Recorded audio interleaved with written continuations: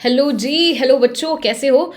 अभी आज हम पढ़ाने वाले हैं आपको डिसऑर्डर्स एंड क्लास 11th। खुश तो आप लोग बहुत हो गए क्योंकि आपका एक नया चैनल आ चुका है। इस पर सिर्फ क्लास 11th की क्लासेस होंगी। आप लोग को बहुत दिन से था कि 11th वालों को ना इज्जत थोड़ी कम मिलती है, 12th वालों को थोड़ा ज़्यादा मिलती है कि उनका बोर्ड से उम्मीद करते हैं ये शिकायत अब आपकी खत्म होगी, क्योंकि इसमें बहुत सारे धमाकेदार के लेक्चर आने वाले हैं और हर सब्जेक्ट्स के आने वाले हैं। तो शुरुआत करते हैं हम अपने फर्स्ट लेक्चर से, विच इज़ योर डिसऑर्डर्स। ये बड़ा ही इंटरेस्टिंग टॉपिक है क्योंकि यहाँ से ना क्वेश्चन एकदम फिक्स होते हैं, थोड़ा सा एफर्ट और आपका रिजल्ट बहुत ज़्यादा। तो सबसे पहले डिसऑर्डर से ही शुरू करते हैं क्योंकि प्रॉब्लम्स बहुत चल रही है, तो पहले इसी को ही सेट कर लेते हैं, फिर बाकी चीज़ें पढ़ने वाले हैं।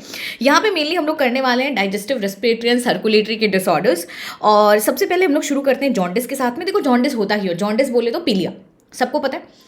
अभी होता क्या है, इसमें बिलरुबिन नाम का पिगमेंट होता है जो कि आपका क्या होता है, स्किन या फिर आपके बॉडी के अदर टिश्यू में डिपॉजिट हो जाता है। इसमें होता क्या, जैसे आप इसको देख पा रहे हो, है ना, देखो एकदम ऐसे नज़रों से आपको दिख रहा है, ठीक है। तो इसकी आंखें में आप देखोगे आपको येलोनेस आपको दिख रहा है ना। आपको अभी किसी को भी हुआ रहे, उसके नेल्स के पास में, फेस के पास में हल्का हल्का कहते हैं ना पेल कलर ऐसा आ जाता है, चेहरे का रंग ऐसे उड़ा हुआ ऐसा आता है। जब ये तो पता है ये काफ़ी अच्छा है, इससे बहुत लाइट वाला भी होता है, तो भी हम बोलते हैं हाँ चलो जॉन्डिस का इनिशियल स्टेज है। अच्छा, होता क्यों है? क्योंकि बिलबर्डिन हमारी बॉडी में ये किस कलर के होते हैं, येलो कलर के होते हैं, ठीक है। इनका हमारी बॉडी में रहना नहीं होता, ये हमारी बॉडी के लिए एक वेस्ट के तरीके से इनको बाहर निकालना होता है, ठीक है। ये निकलते कैसे हैं? निकलते हैं आपके फीसिस के फॉर्म में, पॉटी के फॉर्म में। तो आप देखते हो इसी वजह से उसका कलर भी येलो आता है। और जब वो बिलबर्डिन बाहर नहीं गया तो भाई वो कलर बोलेगा अब तो मैं तुम्हारी बॉडी को ही रंग दूंगा, ठीक है। तो यही चीज होती है। अब आता है कि मैम ये बनाता ही क्यों है, अगर इसको बाहर ही फेंकना, बॉडी क्यों बनाती है? देखो होता क्या है, हमारी बॉडी में जो आरबीसी की लाइफ स्पैन होती है 120 डेज होती है। 120 दिन बाद आरबीसी बोलती है हमने बहुत काम कर लिया, अभी हमसे ना हो पाएगा। तो आरबीसी जाके अपना सुसाइड कर लेती है। कहाँ पे? स्प्लीन में। स्प्लीन उसके लिए ग्रेवयार्ड बन जाती है ना, ऐसा कहते हैं ना, कब्र बन जाती है उसकी। तो वहीं पे आपकी जाके ये डेथ हो जाती है आरबीसी, ठीक है। अब आरबीसी यहाँ पे डेथ हुई।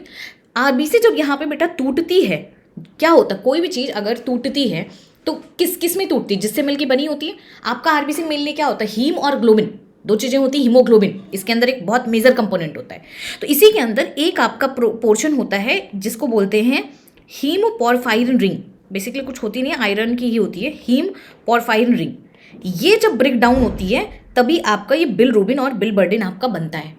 अब हमारी बॉडी में इसको करते क्या है, इसको बाइल पिगमेंट्स लीवर के थ्रू आपका इसको हम बाहर निकाल देते हैं।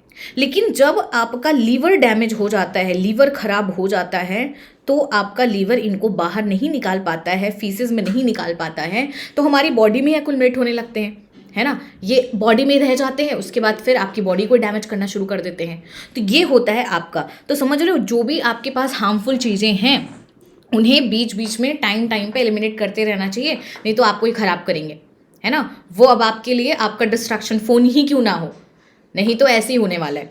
सो बिलबर्डिन आपका होता है लीवर डैमेज के। लीवर डैमेज के बहुत सारे रीज़न हो सकते हैं, कोई इन्फेक्शन हो चुका है या फिर कोई और रीज़न है, ठीक है। तो लीवर डैमेज जहाँ पे हुआ, क्या करता है, बाइल पिगमेंट बनता नहीं। बाइल पिगमेंट जब बन ही नहीं रहा है, या तो कभी कभी तीन चीज़ें होती हैं, कभी कभी बना ही नहीं पाता, कभी कभी बनाने के बाद आपका क्या होता है कि लीवर प्रॉपरली ट्रांसपोर्ट ही नहीं कर पाता। तो यहाँ पे भी हमारी तीन स्टेजेस आ जाती हैं। तो जॉन्डिस आपका यही होता है, बट आपको उतना डिटेल में नहीं जाना है। आइए सेकंड करते हैं। सेकंड आपको देख के बहुत मस्त लग रहा है ना, बोल दो वाह मैम ये क्या है, ये है वॉमिटिंग। ये है वॉमिटिंग, ठीक है। वॉमिटिंग जो तुम लोग कभी कभी अगर अच्छे से नहीं पढ़े रहते हो अपनी आंसर शीट में करके आ जाते हो, खैर वो वाली वॉमिटिंग नहीं है।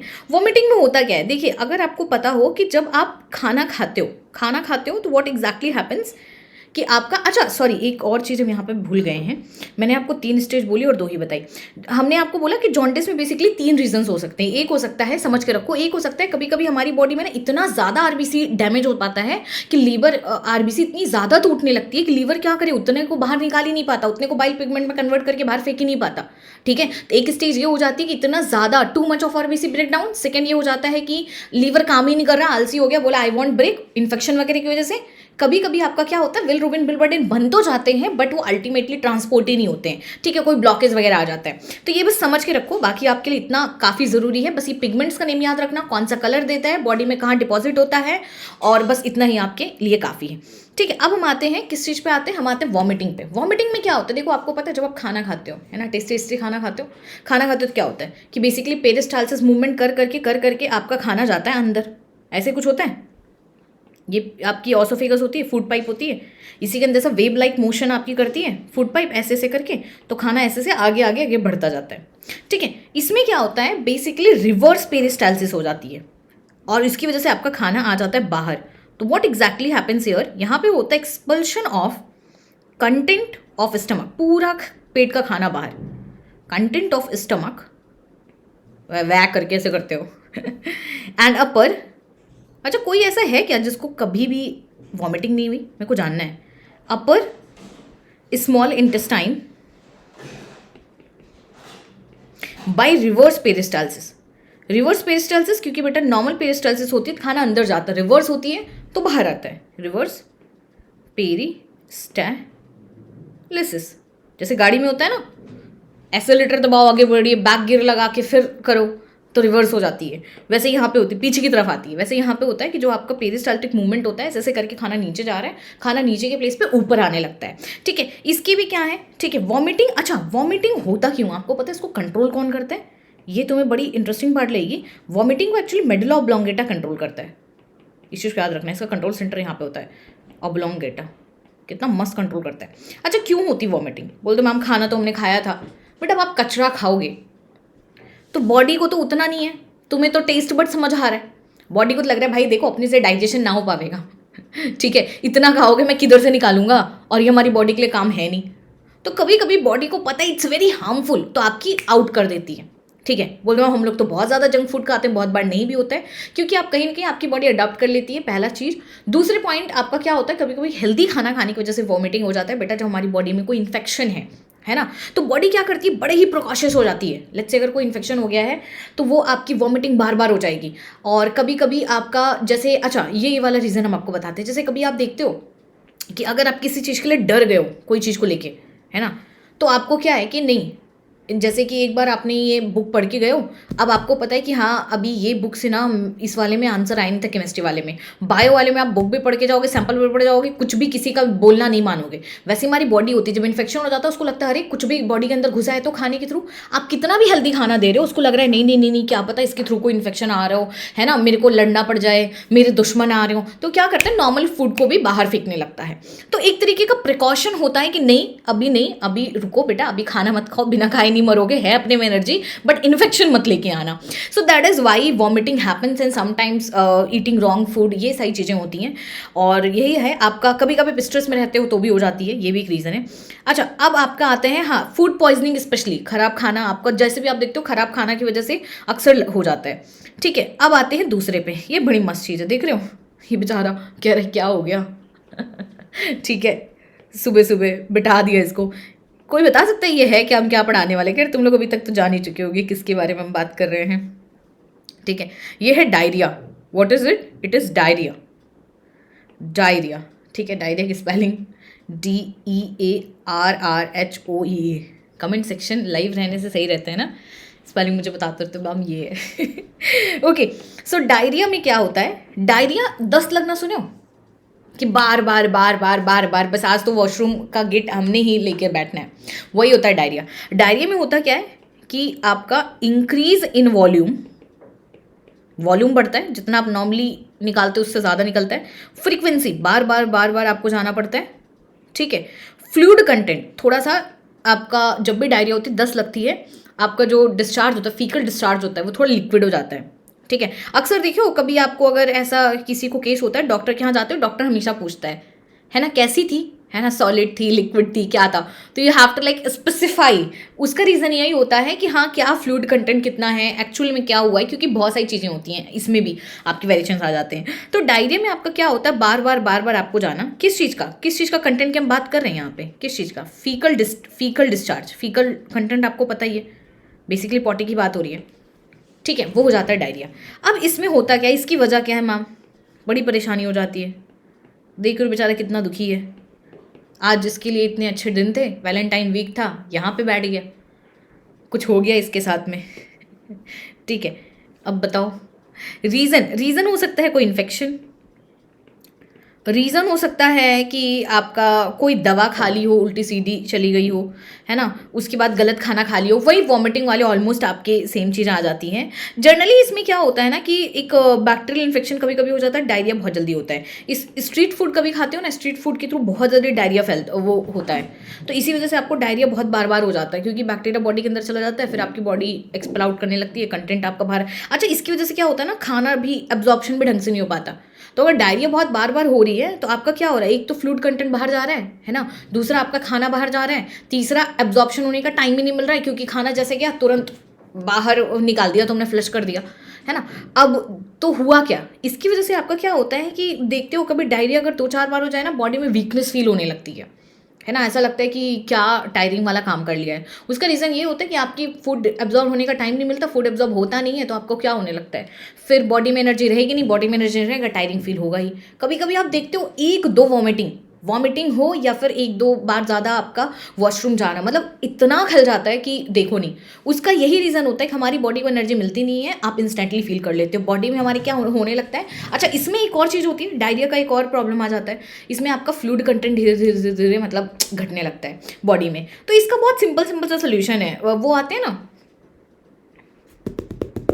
मुझे OMR क्यों याद आ रहा है मुझे पता नहीं है क्योंकि OMR अभी शीट और वो चल रही है, ओरल ओरल भी याद आ रही है। Okay, so I am sorry, I rest my case. तुम लोग मुझे कमेंट सेक्शन में बताना, I know you guys can guess. Electral powder आता है ना, उसी की तरह एक और आता है। तो इलेक्ट्रॉल पाउडर वगैरह अगर आप ले लोगे तो वहाँ से आपको पानी में घोल घोल के कॉन्टिन्यूसली पियो, ठीक है। अच्छा, इलेक्ट्रॉल पाउडर में भी जब भी अगर डायरिया हो रहा है तो इस बात का मेक श्योर करो कि जितना पैकेट पे रखा है उतने ही पानी में मिला रहे हो, ठीक है। आप इसका कंसंट्रेशन का थोड़ा ध्यान रखा करो, नहीं तो उतना इफेक्टिव नहीं रहता है। लेट्स से अगर आपको है, जनरली आपका आता है पूरा पाउडर 2 लीटर 1 लीटर में, तो पूरे मिक्स करके बॉटल रख लिया करो। क्योंकि आप लोग क्या करते हो, कभी कभी एक बार में एक ग्लास लेते हो, तो किसी एक में ज़्यादा जा रहा है, किसी में कम जा रहा है, तो वो भी एक इशू आ जाता है। तो इसकी वजह से आपकी बॉडी के ऑस्मोलाइट्स भी बैलेंस रहते हैं और आपके ये भी रहते हैं। बाकी इसी की तरह दूसरा वाला क्या है वो मुझे कमेंट सेक्शन बताना, व्हाट एग्जैक्टली इज दैट। अभी मुझे याद आ जाएगा तो बता देंगे। सब नहीं देखा होगा, वो ऑरेंज कलर वाले से पैकेट में आता है, ठीक है। अभी हम आते हैं नेक्स्ट। अच्छा, ये देखो, इसकी भी, अच्छा इधर ये भी रो रही है, अरे ये क्या मतलब, दोनों को ही हो गया। हाय, चॉकलेट लग रहा है ज़्यादा बना लिया, चलो कोई नहीं, इनको देखते हैं। अरे ये बड़ा अच्छा था, स्लाइड पे मैंने नहीं लाया, नहीं तो ये बहुत मस्त चीज़ थी। खैर कोई बात नहीं है। हम यहाँ पे एक्चुअली बताने क्या वाले हैं, यहाँ पे आपको बताने वाले कॉन्स्टिपेशन के बारे में। कॉन्स्टिपेशन का मतलब होता है कब्ज बनना, ठीक है। इसका क्या रीज़न होता है, इसका रीज़न होता है कि आपकी लाइफस्टाइल है ना, ढंग से खा नहीं रहे हो और उसके बाद एक्सरसाइज नहीं कर रहे हो, जितना खाना खा रहे हो उतना आपका प्रॉब्लम हो रहा है। जनरली आपका ये होता है, एक्सरसाइज ढंग से नहीं हो रही है कॉन्स्टिपेशन में। इसे बोलते हैं infrequent elimination of dry stool. ये कॉन्स्टिपेशन में क्या होता है ना, जैसे अच्छा एक सिंपल सी बात समझाते हैं। डायरिया में क्या होता है, डायरिया में ऐसे होता है कि आप बार बार जा रहे हो। कॉन्स्टिपेशन में मतलब ऐसा होता है ना, बहुत ही फ्रीक्वेंसी, आप जैसे जाते हो, कहते हैं ना पेट नहीं साफ हो रहा है, सिंपल टर्म कब्ज बन गई है, वो चीज़ होती है कॉन्स्टिपेशन। यहाँ पे आपकी फ्रीक्वेंसी क्या होती है ना, वो सेट नहीं होती है। गए तो बार चले गए, फिर भी लग रहा है कि नहीं अभी तो ठीक से क्लीनिंग नहीं हुई। तो इसमें क्या होता है, इसकी बड़ी अच्छी सी लाइन है, इसको लिख लो, हमारे साथ ही लिख लो। इसको बोलते हैं infrequent elimination of dry stool. Infrequent elimination of dry stool. देख रहे हो यहाँ पे इस चीज़ को ध्यान रखना, ड्राई और इसमें elimination of dry stool. Stool वही आपका फीसेस को स्टूल बोला जाता है, ठीक है। अब यहाँ पे आपको क्या होता है कि यही जनरली हमारा होता है कि आपका पेरिस्टालसिस ढंग से नहीं होता है, तो मूवमेंट आपका ढंग से होता नहीं है। ये एक इसका रीज़न होता है, डिक्रीज्ड पेरिस्टालसिस। इसमें पेरिस्टालसिस आपका डिक्रीज हो जाता है, स्टालिसिस। तो देखो, खाने का ना प्रॉपर टाइम पे डाइजेस्ट होना भी उतना इंपॉर्टेंट है, जितना कि नहीं मतलब बार बार होना उतना हार्मफुल है, उतना ही इसमें प्रॉब्लम हो जाती है।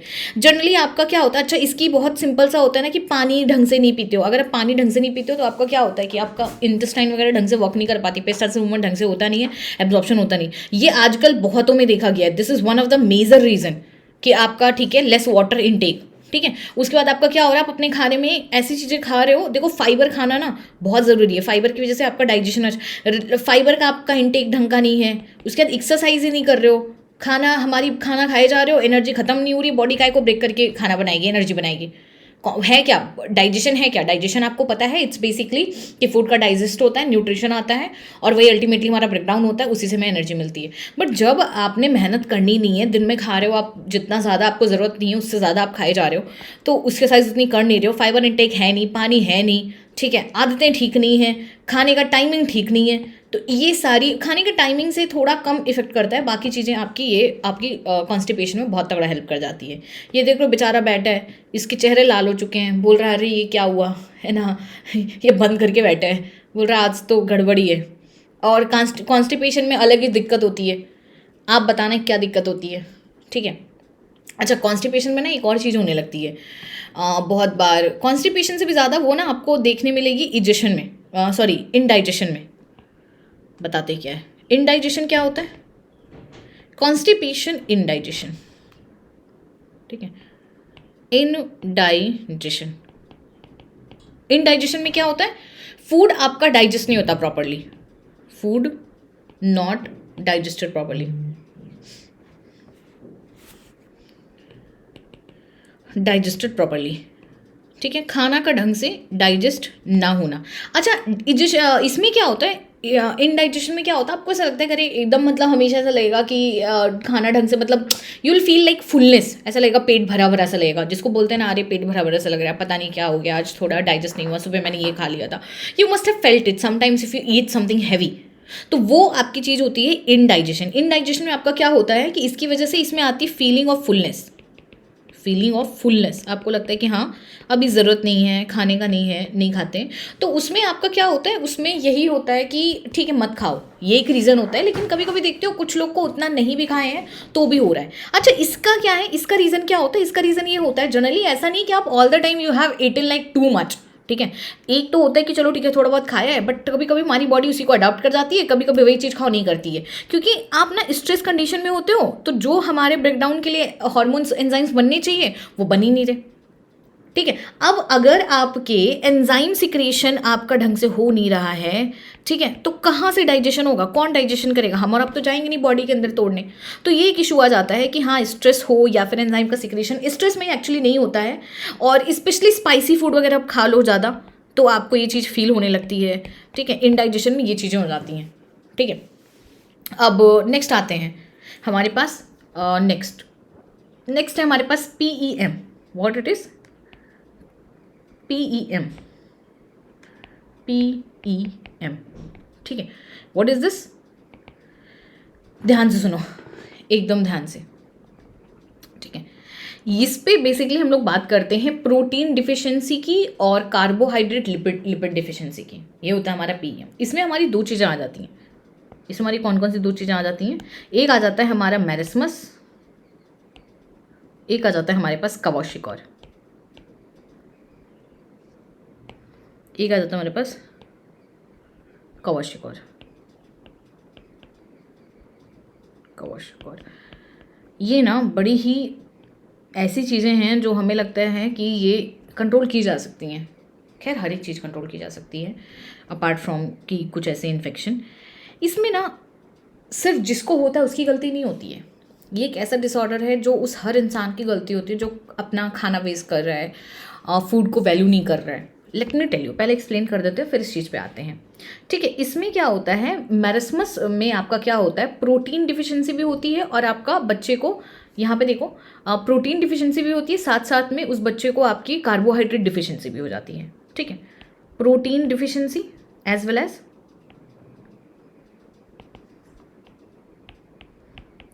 प्रोटीन एंड अदर डिफिशिएंसी डाल दो बस, मतलब यहाँ पे कमी ही कमी है ज़िंदगी में इसके। और क्वाशियोर में क्या होता है, यहाँ पे सिर्फ और सिर्फ प्रोटीन डिफिशिएंसी होती है, ओनली प्रोटीन डिफिशिएंसी।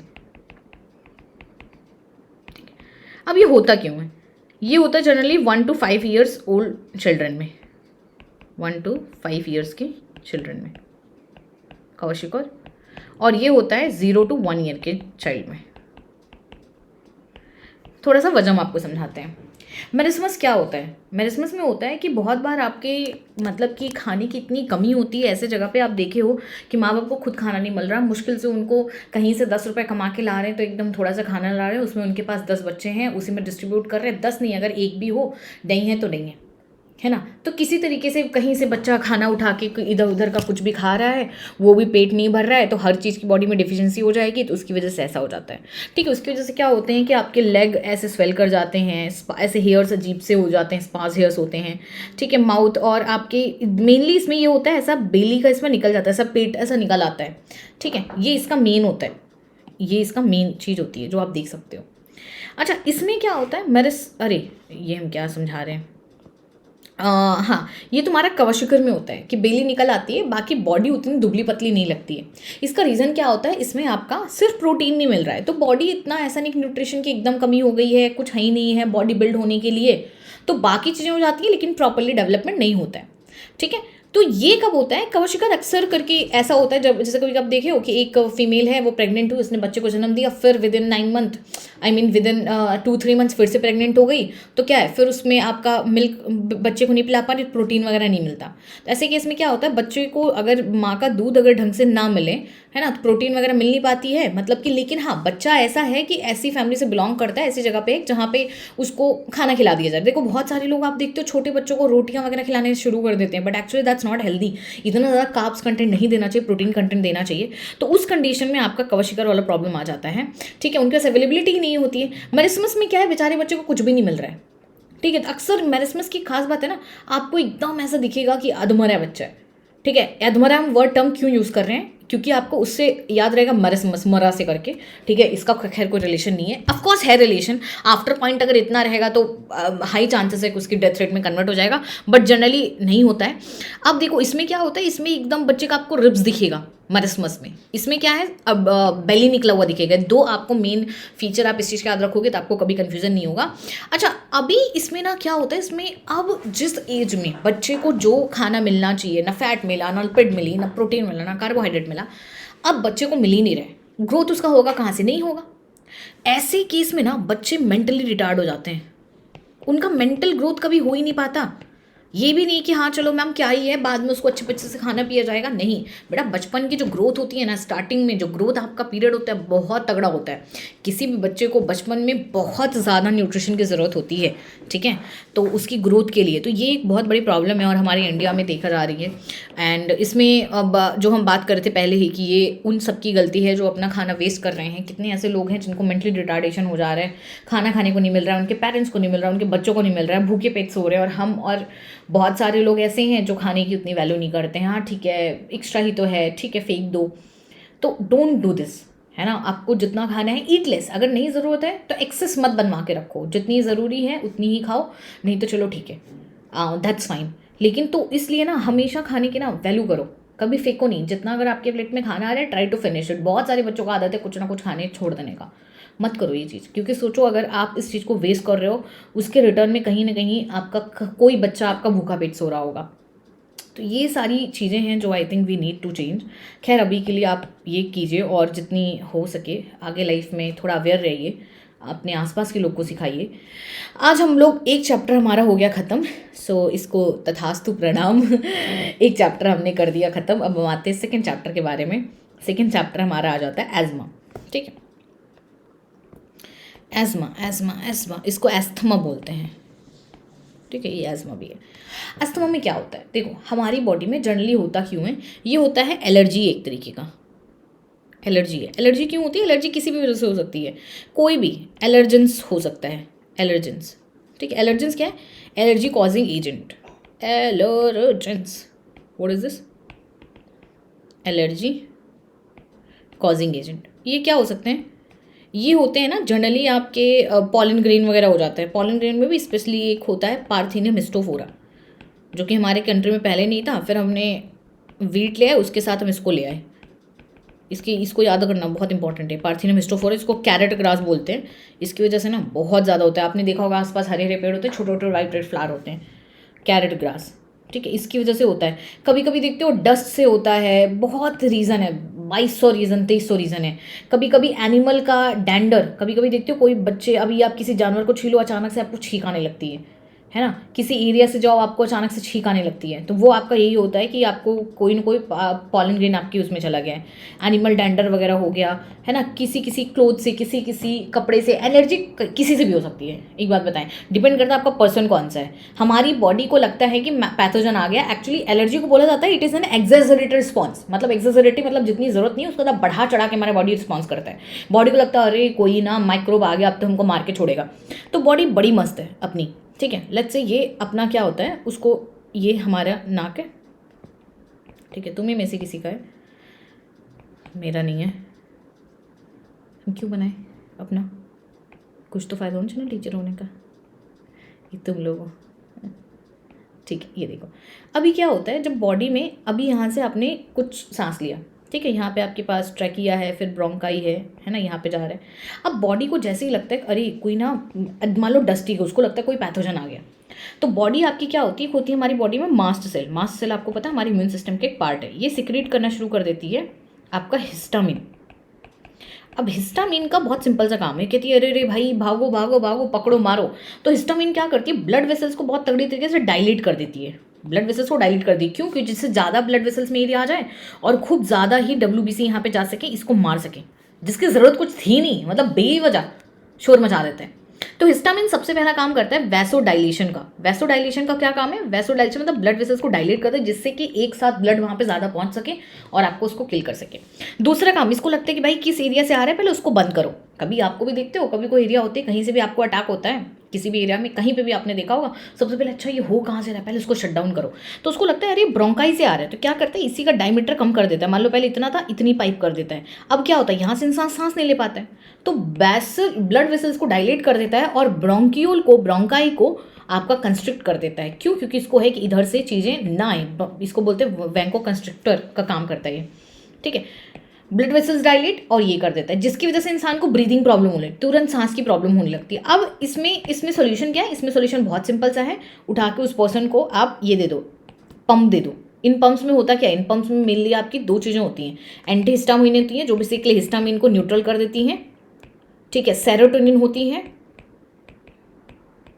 एड्रेनलिन होती हैं, ये तीन चीज़ें होती हैं। कभी भी जो भी एंटी एलर्जेंस पिल्स दोगे आपको 3 चीज़ें मिलेंगी, कभी एविल वगैरह का पीछे का पढ़ना, you will get these 3 things.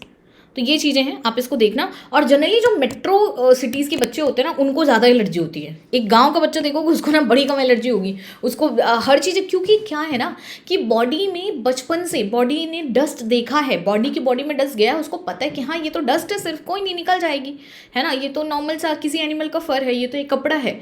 अब जिसकी, मान लो कोई ऐसा बच्चा जो जिसकी बॉडी में कभी गया ही नहीं उतना ज़्यादा कोई भी चीज़, अब 20 साल की उम्र में वो कह रहा अब तो हमको ना इंडिया का देश देखना है, मुझे गांव जाना है, तो उसकी ना हालत ऐसी ख़राब होगी।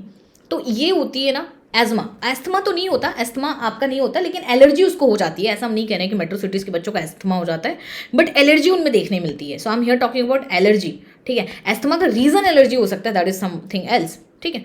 तो ये हो गई आपकी कहानी। अब आते हैं, ये देखो ये बोल रहे क्या बात कर रहे हो, है ना, आज तुम्हारी छुट्टी है, संडे मना रहे हो, ठीक है, ये बूज़ वगैरह लेके बैठे हैं, ठीक है, ऐसे कर रहे हैं, कोई नहीं, बेचारा सिंगल है, वैलेंटाइन वीक का गम मना रहा है। चलो ओके, सो ये है इम्फाइजिमा, इम्फाइजिमा इम्फाइजिमा इम्फाइजिमा इम्फाइजिमा। अच्छा, आपको पता है, मुझे पता नहीं है कि एक्चुअली ये लेक्चर रिकॉर्ड हो रहा है कि नहीं। अभी इमेजिन मैंने इतना रिकॉर्ड कर लिया है और शायद मैंने रिकॉर्डिंग ना ऑन की हो, तो मुझे क्या मज़ा आएगा रिकॉर्ड करने में, क्योंकि आपको तो पता ही है कितने अच्छे हैं हम रिकॉर्डिंग में, नहीं तो हम कितने सारे लेक्चर्स डालते। अच्छे अच्छे कमेंट्स करना, फिर और सारे लेक्चर्स रिकॉर्ड करके डालेंगे, ठीक है, शेयर करना अपने फ्रेंड्स के साथ। अच्छा, इसमें क्या होता है, इम्फाइजिमा में कोई एक्सेस सिगरेट पिए, सिगरेट अरे बड़ा सिगरेट पिए, बीड़ी पिए, कुछ भी, है ना। Last time I was teaching this, कोई बच्चा बोल रहा था मैम अगर सिगरेट के बजाय बीड़ी पिए तो क्या प्रॉब्लम नहीं होगी, तो बेटा होगी। स्मोकिंग, बेसिकली स्मोकिंग करोगे तो समस्या होगी। स्मोकिंग करने की वजह से होता क्या है, जो एल्वेलाई वॉल है, let's say this is alveoli wall, ठीक है, एल्वेलाई वॉल आपकी हो जाती है डैमेज। क्या हो जाती है, ये एल्वेलाई वॉल है, अब ये वॉल हो गई डैमेज, ठीक है, वॉल डैमेज हो जाती है किसकी, एल्वेलाई की। जब एल्वेलाई की वॉल डैमेज हो गई तो आपका क्या होगा कि सरफेस एरिया कम पड़ जाता है, सरफेस एरिया आपका रिड्यूस हो जाता है। तो जब सरफेस एरिया आपका रिड्यूस हो गया तो ऑक्सीजन का उतने अच्छे से ट्रांसपोर्ट होगा ही नहीं, लेस ऑटो ट्रांसपोर्ट होगा। जब ऑक्सीजन की कमी होने लगेगी तो फिर आपकी समस्या आने लगेगी। फिर आपको पता ऑक्सीजन पे तो पूरा खेला है बेटा, हाँ वो गया तो सब गया। क्या मस्त है ये बोल रही, अरे मैं कम थोड़ी हूँ। ठीक है चलो, इसका कुछ मस्ती लग रहा है, लविंग दिस बोल रहे मैं ज़्यादा बड़े वाले रिंग बनाऊंगी। अच्छा सो अभी ना ये इतना ही करते हैं आज के लिए। हमें आगे डिसऑर्डर्स हर्ट वाले पढ़ाने हैं, बट इसका ना थोड़ा एक बार चेक करो, मुझे बताओ कि क्या ऐसे सेशंस आपके लिए हेल्पफुल हैं। फिर नेक्स्ट सेशन में विल अपलोड तुम्हारा ये वाला हर्ट वाला और साथ साथ में एक्सक्रीटरी, और जितने बच्चे हम पूरा उठा के ख़त्म कर देंगे। अच्छा उसके पहले आपको पता है 48% हमारा अनअकैडमी पे इस वक्त ऑफ चल रहा है, तो उसको ना स्किप मत करो। और तुम लोग का 12th की बैच आ रही है, अभी तो खैर क्लास 11 की फुल बैच आ रही है। जो भी आपके जूनियर्स हैं 3 अप्रैल से स्टार्ट, और उनको बोल देना कि बोर्ड्स के बाद you are in safe hand. और अभी उनको बोले ना सब्सक्रिप्शन ले ले, because let me tell you this time subscriptions are very planned. तो सब्सक्रिप्शंस ना इतने अच्छे आएंगे नहीं throughout the year, I am telling you this thing. तो 20th फक्त तक है, 10 तक है ही, उनको बोलो एक्सटेंड कर लें। 7000 इतने का पूरा ईयर का मिल रहा है। और ये आपकी कुछ बैचेस हैं, कॉमर्स की हैं, साइंस की हैं, ठीक है। और उसके बाद अगर हम क्लास 12 की बात करें तो क्लास 12 का आपका आप लोग के लिए ये ज़्यादा इंपॉर्टेंट है, इसको ज़्यादा ध्यान से सुना क्योंकि ये तुम लोग के लिए। हम लोग फर्स्ट से बैच स्टार्ट करें, आपको पता ही है। पहले हम एक ब्रिज कोर्स कराएंगे जिसमें बेसिकली जो भी बच्चा अगर आपका उसका क्लैरिटी नहीं है चीज़ों को लेके, या फिर इवन क्लैरिटी भी है, हमेशा हम बोलते हैं कुछ ऐसे कॉन्सेप्ट्स होते हैं जो आपके 11th में नहीं होते, फिर भी दे रिक्वायर क्लास 12 का पोर्शन समझने के लिए। तो पहले हर एक टीचर आपका 15 दिन का एक ब्रिज कोर्स कराएगा, देन हम पूरा ईयर लॉन्ग बैच स्टार्ट कर देंगे। तो आप आ सकते हो। ये देख रहे हो हमारी कब खत्म हो रही है, पूरी 1 साल की बैच 1 मार्च से स्टार्ट हो रही है, 30 मार्च को खत्म हो रही है। सो बेसिकली 13 मंथ का आपका पूरा इसमें आपका क्या होगी, पूरा सिलेबस कराया जाएगा। फिर जब सिलेबस खत्म हो जाएगा तो 1 शॉट कराया जाएगा, फिर इसी में सैम्पल पर कराया जाएगा। ये पता है बेस्ट है, हम बता रहे हैं। जो बच्चे ना अर्ली स्टेज पे तैयारी करते हैं ना, उनको कभी कोई बीट नहीं कर पाता। जब आपने शुरुआत ही बहुत पहले की है तो बीच में अगर हल्की फुल्की लापरवाही हो जाती है, लेट मी टेल यू, आप कितने भी सिंसियर हो ना, जब बीच में प्रैक्टिकल और हर चीज़ का प्रेशर आता है, हमेशा हम बताते हैं कि क्लास 12th में सबसे ज़्यादा जरूरी होता है अर्ली प्रिपरेशन स्टार्ट करना। क्योंकि आपका लास्ट में इतना मेंटल प्रेशर बिल्ड हो जाता है कि आई कैन टेल यू। वो आप देख ही रहोगे अगर आप कनेक्टेड होगे टेलीग्राम ग्रुप में अपने सीनियर से, क्या हालत है उनकी। I am taking like full day marathons and all. तो मैराथन्स 1 शॉट्स भी तभी बेटा हेल्प करती है जब आप एक बार थ्रू आउट द ईयर अच्छे कोर्स किए हो, और आपने 11 चाहे जैसे रहा हो, 12th अच्छे से करना है। तो जिस भी स्ट्रीम के बच्चे हो आप उसे यूटिलाइज करो। 48% तक ऑफ मिल रहा है, आप एक बार कोड लगाना। स्पेशल क्लास अगर आप कर रहे हो तो आपको थोड़ा और पॉइंट्स मिल जाएगा, ठीक है। और आपको 3 मंथ का एक्सटेंशन में मिल रहा है। तो आई से अगर जो भी बच्चा है ना 12 मंथ का इसको लो सब्सक्रिप्शन, और एकदम अच्छे से अब बताओ ये आइकॉनिक वाला है, ये प्लस वाला है। आइकॉनिक और प्लस में क्या डिफरेंस आ जाता है कि जो आपके आइकॉनिक सब्सक्रिप्शन हैं उसमें आपको पर्सनल मेंटर मिल जाता है। तो आइकॉनिक भी ले लोगे तो बेटर ही रहेगा, क्योंकि आप ना एकदम डेविएट नहीं होगे, there will be someone always helping you, guiding you. तो ये एक चीज़ हो जाएगी आपकी। तो यहाँ से तुम ना इसको ज़्यादा से ज़्यादा शेयर करो अपने फ्रेंड्स के साथ कि वी आर स्टार्टिंग क्लास 12 का batch from 1 Feb। So share it with your friend. हमारे पास ज़्यादा दिन बचा नहीं, वी हैव 20 days मैक्सिमम। करो कि हमारी बैच एकदम धमाकेदार तरीके से स्टार्ट हो, खूब सारे बच्चे हो ना, तो मज़ा आएगा। कंपटीशन करने में भी पता चलेगा कि आप लोग कहाँ पे हो, तो उतना ही एनर्जी आपकी भी हाई रहेगी, हमारी भी हाई रहेगी। लेटर बोर्ड पता तो चलेगा 250-300 बच्चों में आपकी रैंक कहाँ पे आ रही है। तो share it as much as you can with your juniors. हमेशा हम बोलते हैं कि 11th में किसी के साथ क्लास ना शेयर करना, दैट्स अप टू यू, ठीक है। बाकी हमेशा ही बेनिफिशियल होता है, बट 12th में आई ऑलवेज से कि यूल नीड समवन जिसके साथ में अगर आप सिंक करके पढ़ाई करो ना, हमेशा अच्छा होता है। तो आप अगर सेम ट्यूशन में सेम कोचिंग में जाते हो तो आपके साथ क्या होती है, आपकी सिंक्रनी बनी होती है कि जो हमने कराया वही बच्चा वो भी किया। यू कैन डिस्कस, अरे यार ये वाला टॉपिक यहाँ पे, ये वाली चीज़ यहाँ पे है। सो शेयर एटलीस्ट विद 1 फ्रेंड। एक बच्चे को बोले कि यार आ जा, 11th में हम हैं, और 11th से कहीं बेहतर तरीके से 12th की सेशन होती है। ईमानदारी से हम बता रहे हैं, भले 11th और 12th हम ही पढ़ा रहे हैं, फिर भी हम आपको ये बात बता रहे हैं कि 12th में जितना डेडिकेशन हम मतलब ऐसा झोंक देते हैं ना, वो 11th में नहीं हो पाता है, ठीक है। उसके रीज़न भी होती है, यहाँ पे बच्चों को ज़रूरत भी होती है, कैरियर डिसाइडिंग फेज होता है, ठीक है। ये जनरली कोई एडमिट नहीं करेगा, but tell me, and I am talking about every teacher. मतलब of course we try our best, फिर भी जो 12th का मतलब क्लासेस होती हैं, नंबर ऑफ क्लासेस होती हैं, लेक्चर्स होती हैं, इट्स एट अनदर लेवल, और जो कनेक्टेड है उनको ऑलरेडी पता है। सो अभी आपका है ये वाला 20th Feb तक है। 20th Feb तक आपको सिर्फ जो हमारी अर्ली बैड है, स्पेशली इस बैच के लिए आपका प्राइसिंग बहुत कम है, 7,400,4999। ये हमारे अर्ली बर्ड हमारा सॉरी ये हमारा जो बच्चे अभी ले लेंगे उनको सस्ता मिल जाएगा, जो बच्चे बाद में लेंगे एक्सटेंड हो जाएगा। अभी जहाँ पे बोर्ड्स का एग्ज़ाम आपका खत्म हुआ, 11th का एग्ज़ाम खत्म हुआ, तो फिर बढ़ा दिया जाएगा प्राइस, समझे। तो चलो आओ कमेंट सेक्शन में मुझे खूब सारा कमेंट करके बताओ कि क्या है कैसी है, और फिर हम और भी सारे सेशंस आपके लिए लाते हैं और मिलते हैं आज आपको 3 बजे 4 बजे स्पेशल क्लास में। Bye bye.